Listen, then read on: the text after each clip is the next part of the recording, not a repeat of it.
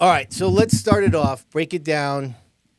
The racing deal. Give us a little about the family history. You got a lot of racers in your family, and let's just talk about that and how you got into things. Yeah, so I started out.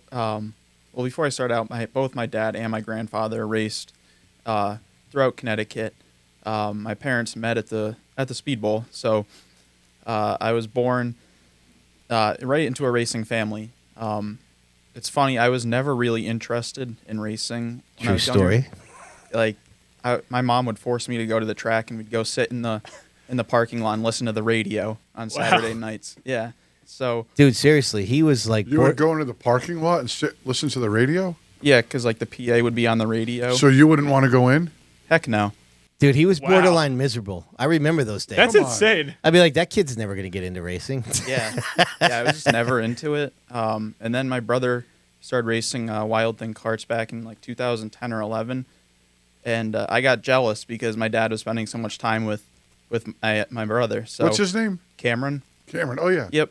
So I got jealous, and then I ended up getting a Tiger Sprint. And my first race was 2011, the last race of the year.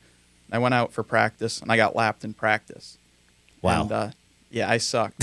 So I got out of the car, and it's the same thing now. Like, I have really high expectations of myself. So I went to the front of the truck and trailer, and I cried all afternoon. And toughed it out first race. Didn't finish last, so that was good. And then so what happened? Your dad kind of just you said to your parents, "I want to race." Yeah, I just want to race. Did they rent a car for you? They actually went out and bought one. No, so it was my cousin Brian's old go-kart. Yep. Okay. So that's where I got started with that, and then we ran Wild Thing karts for a couple years. Okay, can I just get into the sibling thing a little bit? Yeah. So when you went out there and finished last in practice and had a bad first day, like, what's it like with you and Cameron? Like, is he busting your balls, or is he encouraging, or what's that dynamic like? Yeah, he was like 6 years old, and he was such a ball buster. Like, he was on my case. My mom had to yell at him and be like, "Be nice. He's fragile." So, How many years difference is there between you guys? 5.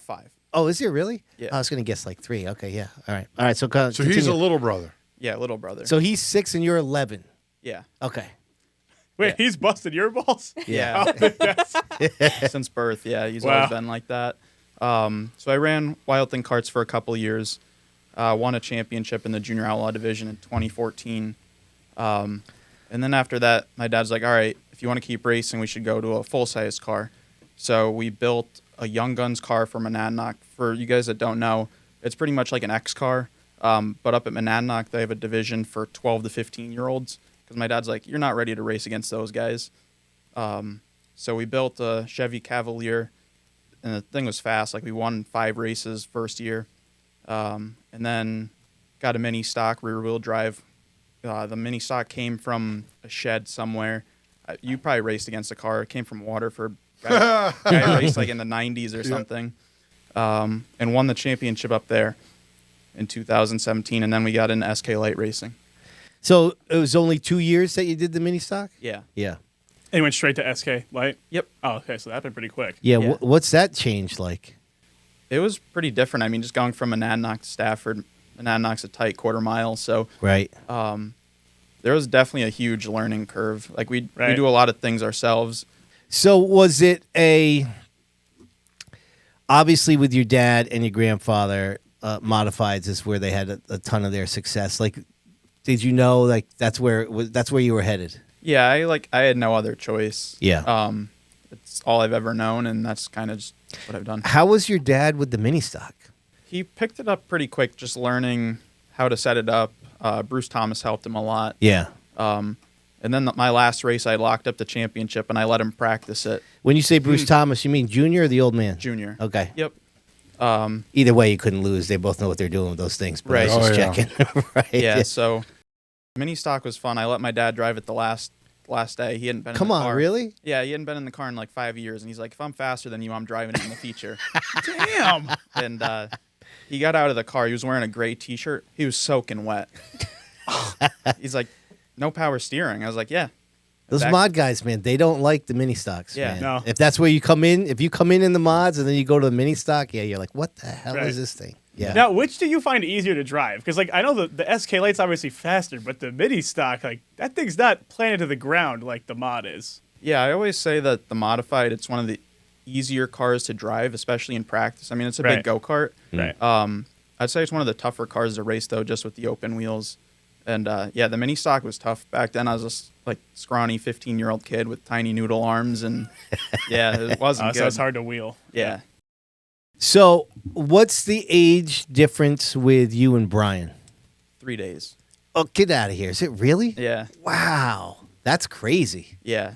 So, who's older? He is. He is. All right. He shouldn't have been, though. He was a little early. Okay. So, is there a competitive thing with Brian? There used to be when we were younger. Yeah. And then when we ran SK Lights together, but now we've kind of gone separate. Yeah, different paths. Yeah.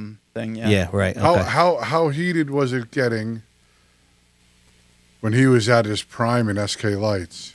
Yeah, it was frustrating. I mean, he was winning everything, especially go up to Thompson, and he won. Because he was like badass Yeah. for a while in them cars. Yeah, it was tough. Was there a lot of trash talking, or not really? Because there was animosity. There wasn't much trash talking, just because we weren't as close. Yeah. He was doing his thing with Todd. Yeah. And we were doing our own thing. So I didn't really see him much outside the track, but it definitely frustrated me just because he was winning so much and we were struggling, especially the first couple of years. Yeah.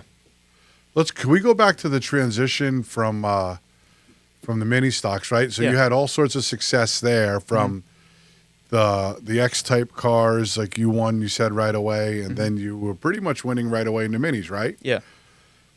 When you moved over to the SK Lights, first off, I got to assume that going to Stafford is probably a little daunting at first, Very. right? But you quickly realize that I think Stafford doesn't drive as fast as Monadnock may, Yeah. right? So you're two different driving styles. Mm-hmm.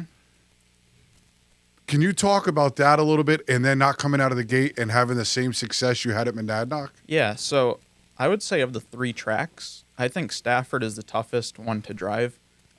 Just starting out, it looks easy, but I don't think it is. Very technical, you're talking Very about. technical. Yeah. And the SK Light division is obviously so tough. So we went into the division. I had pretty high expectations, and we struggled our first year just trying to learn the setup. And Did you guys win the first year? yeah, so we ended up winning the last Best race, right? Oh, yeah. wow. Yeah. So no one remembers who won that race. That was the race that my cousin Brian Marcello wrecked each other for the championship. Oh, Yeah. right. Yeah, I won that we race. were at Stafford, had a race that day. Yeah. At Thompson. Oh, The World really? Series had a race that day, and we were watching on the phone. We were so into that race. I remember. 2018? 2018. Yeah, we were doing the on-board series that year, and I want to say that was Saturday, and then it was fall final weekend. Something- yeah, it was fall final weekend. And so the SKs were the next day. So I just went up there to kind of hang out, and we weren't really doing the on-board series till the next day.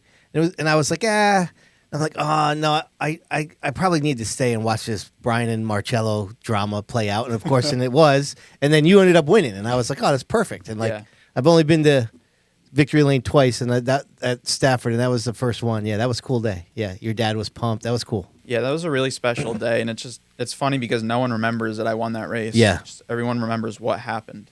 So it's funny because your dad had that with the big fire. Remember the big fire at the Speedbowl? Diego, stop. Are you serious? Was Larry Lanphier? Yeah. Oh, yeah, I know. I Right. thought something during our era. No. But so that is very memorable, right? The Yeah. flames, were, right? Oh, yes. And Jeff won that race, and that's what he said. race. Right. Oh, wow. And I interviewed really? him for the doc. He was like, "Yeah, but nobody remembers my first career win because the place Well, almost." you know, that whole battle between Marcello and that was intense. dude, that was like, get down, get your popcorn, hurry up, the SK Lights are coming out. Right. Right? I mean, it was a must-see. But they're boys too.